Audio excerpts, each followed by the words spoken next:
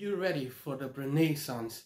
Brendan Fraser is finally back and he is making waves with movies like The Whale, and his role in Titans and other TV shows have put him back on the map, and I'm glad to see one of my childhood favorite actors actually rising above the adversity he faced.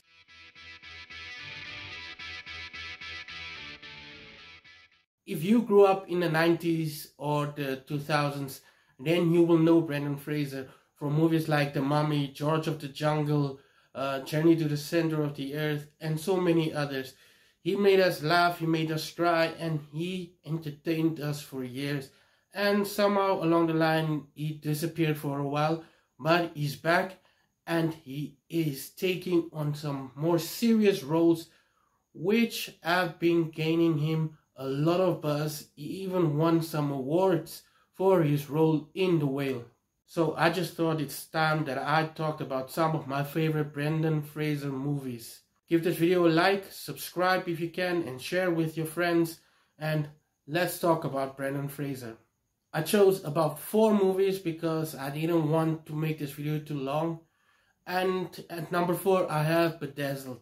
Now this is something fun. It's a weird romantic comedy, and Elizabeth Hurley and Brendan did an amazing job. Brendan played the same character but in various ways, and that's what made this movie so awesome. I remember watching this over and over again. I had the DVD, and it's probably one of the movies that I watched more than 10 times. It's a lot of fun and it's just something special. They don't make romantic comedies like that anymore. So if you haven't seen Bedazzled yet, then go check it out. It's definitely worth watching. At number 3 I have Journey to the Center of the Earth. Now this was one of his last big movies, and I really love this movie. It's an action adventure, which is something Brendan is known for. He made a lot of action adventure movies over the years, but this one was just something else. And unfortunately he didn't make it into the sequel, but the first one was still awesome. I really hope they make a 3rd movie and that he will come back. This movie is a fun family movie, and I know most people probably watched it. It came out, I think, in 2009, but it was still a lot of fun. And at number 2 I have George of the Jungle.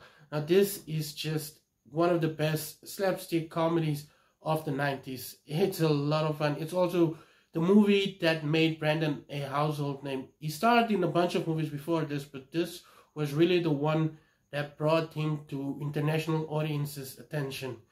And the movie was just, it's just a fun movie. It's like Tarzan, but better. I know I'm gonna get a lot of heat for that, but this one is really something special to me. I love this movie, and I remember watching it when I was sick at home. So yeah, it's one of the first movies that I really got to watch over and over again. And at number 1 I have the movies he's most known for. I have The Mummy and the whole The Mummy franchise. Now the 3rd one might not live up to the first 2, but it was still a fantastic movie. These action adventure movies was something like Indiana Jones, but something different. It had horror elements, it was an adventure movie, it was an action movie, it was a drama, it was a romantic comedy. It was everything that you need from a great movie. And I love these movies. Now some of the special effects might not hold up anymore, especially the Scorpion King. But other than that, the story was wonderful, the acting was brilliant, and this movie as a whole was just completely epic. And almost 2 decades later, it's still one of the best movies I've ever seen. And I actually think it's time that I rewatch it as well. So if you want to support the Brenaissance, then go check out The Whale, or go check out one of his TV shows like Doom Patrol. Don't forget, subscribe to this channel, like this video, share with your friends, and let's support Brendan Fraser.